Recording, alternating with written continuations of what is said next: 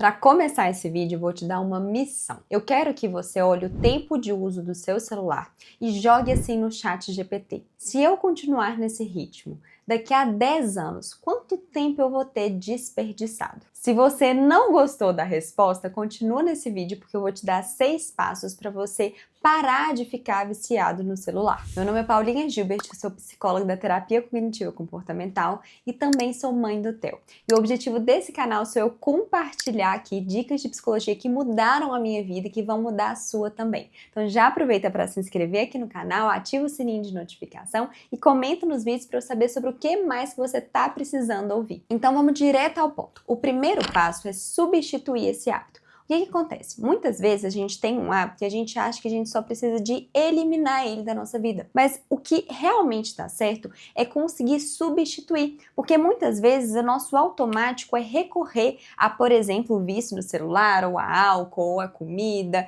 enfim, seja o hábito aí que está travando a sua vida. E aí quando a gente tira isso do nosso dia a dia, às vezes fica uma sensação de vazio. E essa sensação de não saber o que fazer no lugar daquilo que pode fazer com que esse hábito volte à tona. Então, para conseguir substituir, primeiro a gente precisa entender qual que é a função desse comportamento na sua vida. Quando se trata de redes sociais e uso excessivo de tela, o que eu percebo na clínica é que normalmente tem 4 funções ali para a gente fazer esse comportamento. A primeira é se conectar, a segunda é distrair a cabeça, pensar em outra coisa, a terceira é aprender algo e a quarta é aliviar alguma emoção. E agora eu quero que você reflita em quais situações que eu recorro mais ao celular. Então, por exemplo, eu era uma pessoa que vivia entrando no celular na hora do trabalho. Quando ou eu queria aliviar uma emoção, ou seja, às vezes eu estava ali com uma demanda difícil no trabalho, às vezes eu tinha que elaborar uma aula e aquela aula estava difícil ali de eu montar, e aí eu ficava ansiosa e muitas vezes eu queria aliviar a minha emoção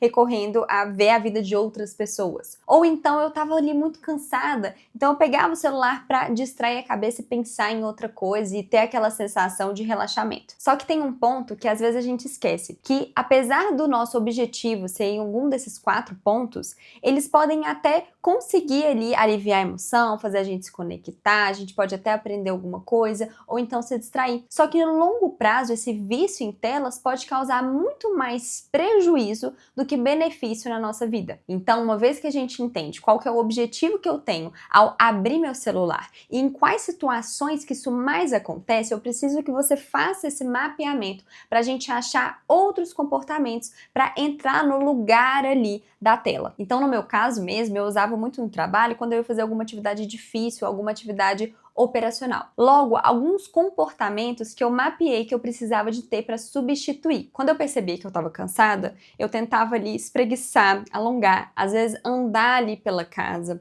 ou então ir para frente de uma janela, olhar uma vista, pegar uma água. Então, ter o comportamento de sair da frente do computador me ajudava muito a ter essa pausa, esse momento de descanso. E muitas vezes a tela, eu até podia estar mudando de estímulo, mas esse descanso, ele não acontecia como eu gostaria. Já nos momentos em que eu estava sentindo falta de me conectar com alguém, e às vezes eu acabava ali olhando a vida de pessoas que eu nem conhecia, eu tentava substituir esse comportamento por mandar um áudio para alguma amiga, por ligar ali, por exemplo, pro meu marido, porque essas conexões são reais e não me trazem aquele prejuízo de ficar horas na tela buscando uma conexão que nunca vai existir, porque muitas vezes aquela pessoa que eu estava assistindo nem sabia o meu nome. E já em momentos que eu queria só distrair a cabeça, por exemplo, eu usava muito isso na hora do almoço. Em vez de almoçar ali de frente buscando ali vários vídeos curtos, eu tentei, por exemplo, assistir uma série, porque apesar de série ser uma tela, querendo ou não, pelo menos era uma história que tinha início, meio e fim. Eu tinha que concentrar em uma coisa,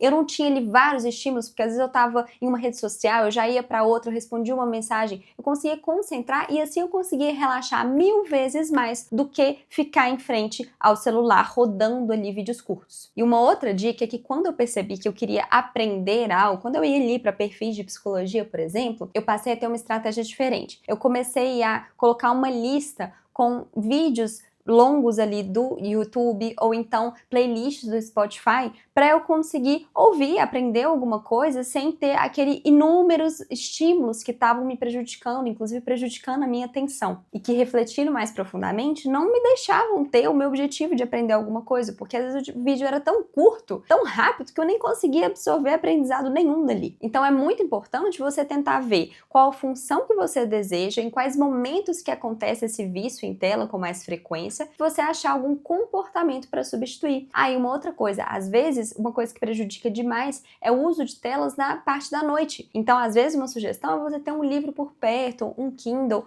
ou alguma outra coisa para você fazer, algum jogo, por exemplo, para substituir esse comportamento que está sendo muito pouco produtivo na sua vida e não cumprindo verdadeiramente essa função que você gostaria. E agora o segundo passo é: pare de seguir quem não te agrega. Alguns estudos científicos já mostraram que o problema não é o tempo que você passa na tela. O problema é o que você consome na tela. Então, nesse filtro, digamos assim, eu gosto muito de observar duas coisas. Se você está seguindo uma pessoa que não te agrega, que às vezes está até te incomodando seguir. Eu tenho muito exemplo de uma psicóloga que eu adorava seguir ela, mas de repente ela começou a postar muito conteúdo de uma vida muito perfeita. E eu estava numa fase de vida que não estava sendo legal para mim consumir isso. Então, quando eu olhei o perfil, pensei assim, poxa, isso tá me agregando? Isso tá sendo uma comparação que tá me motivando, igual muitos perfis que eu sigo, sabe? A pessoa me motiva, me deixa mais alegre para conseguir atingir os meus objetivos. Já aquele perfil em questão tava muito mais me incomodando e trazendo sentimentos ruins do que de fato me ajudando. Então eu parei de seguir essa pessoa por um tempo por justamente ver que não tava me agregando em nada naquele momento de vida. E o segundo critério é porque às vezes você segue uma pessoa que ela é meio que neutra. Então, por exemplo, às vezes o marido de uma amiga sua te seguiu, você ficou sem graça de seguir de volta, às vezes você fica ali olhando as coisas e nem quer saber direito, nem faz diferença na sua vida. Então, uma opção que você tem, se você ficar sem graça ali, de simplesmente deixar de seguir a pessoa ver, é pegar e silenciar. E o terceiro passo é monitorar o tempo de uso. Para isso, a gente tem uma série de truques. No próprio celular, tem a opção de você configurar para apresentar uma notificação quando você atingir ou seu tempo ali limite ou então a hora do dia. Durante um bom tempo eu coloquei uma notificação para me alertar quando eu estivesse usando o celular depois de 22 horas, porque eu percebi que isso atrapalhava muito o meu sono. Qual que é o objetivo desse limite ali de tempo? É basicamente te tirar do automático, porque às vezes você está utilizando e você nem está percebendo quanto tempo você está gastando ali. Outra coisa que você pode fazer é tirar da sua tela inicial os aplicativos que você mais utiliza, porque vai ficar mais difícil, você vai ter que conscientemente parar, procurar ali aqueles aplicativos para você conseguir acessá-los. Isso ajuda a te dar trabalho. Uma vez que te dá trabalho, você tem que ter consciência do que você está fazendo. Já percebeu que às vezes você mal percebe, já tá ali no Instagram ou já tá ali assistindo vários vídeos rápidos. Então aqui eu quero que você demore mais a encontrar os aplicativos, porque nesse tempo você consegue refletir se é aquilo mesmo que você quer. E também tem alguns casos, esse é um teste que eu já fiz muito na minha clínica,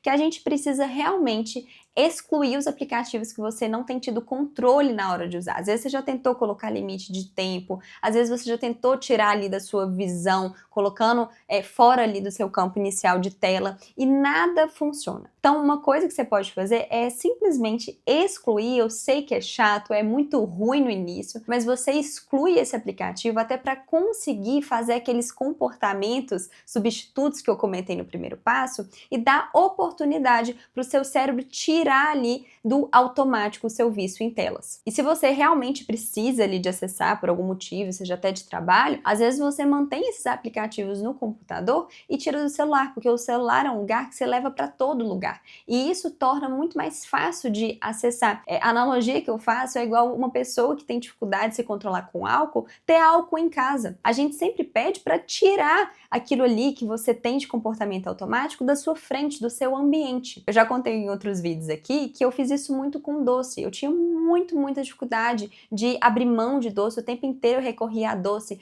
para diminuir a minha ansiedade ou para ter ali um prazer, para me tirar do tédio. Eu ia lá e comia um docinho. Uma vez que eu tirei esse doce do meu ambiente, isso facilitou eu ter comportamentos substitutos e tirar de vez esse comportamento que estava ali me incomodando há muitos anos e que toda vez eu recorria ao chocolatinho. E o quarto passo é o momento focado. Seguindo nessa lógica de mudar o seu ambiente, às vezes a gente está com uma conexão tão grande no celular que quando a gente vê, a gente já está com ele na mão aberto e fuçando ali. Então a ideia é você escolher alguma atividade que você vai fazer e tirar o celular do cômodo. Então, por exemplo, eu quero fazer um momento de trabalho focado ali mais ou menos 1 hora do meu dia. Então, vou fazer um script aqui pro vídeo do YouTube e eu demoro mais ou menos 1 hora para fazer. Então eu coloco o celular longe, fora do meu campo de visão, para eu conseguir sentar e fazer. Uma dica que eu gosto muito é usar aqueles despertadores de cozinha para te alertar ali do tempo, inclusive te incentivar a continuar no trabalho focado, porque às vezes vai ser difícil de você executar, já que muitas vezes o seu trabalho é interrompido para você ver ali a notificação que alguém te mandou. Então esse despertador, ele se torna um lembrete que você pode se concentrar por mais tempo e que demora para você pegar aquele objeto que você tanto quer, mas que a gente precisa de tirar da sua vista. E se tiver muito difícil, começa com um trabalho focado ali de 30 minutos, depois evolui para 40, 50 e assim por diante. E eu gosto muito de sugerir esse momento focado também na hora da alimentação. Eu percebo que muita gente já vai ali para o celular nessa hora de comer. Isso impede algo tão importante pra gente, que é a atenção plena na hora da comida. E às vezes você está comendo mais, você está comendo mais rápido, uma quantidade de calorias maior, ou então nem sentindo o sabor do alimento, o prazer disso, porque você está desconectado ali e de frente às telas. Até uma dica, no meu caso, eu tento sempre fazer esse momento focado na hora da alimentação, na hora da leitura, na hora do trabalho também, para justamente a gente voltar a ter uma atenção melhor, que o celular atrapalha tanto. Às vezes na hora de cozinhar também. Inclusive é uma sensação muito boa quando o despertador toca e você percebe que você deu conta. Nem que seja ali por 20 minutos. E nisso você vai mandando uma mensagem para o seu cérebro que você consegue ficar sem tela. E o quinto passo é: invista nos seus amigos reais. Um grande problema, inclusive na clínica que eu vejo,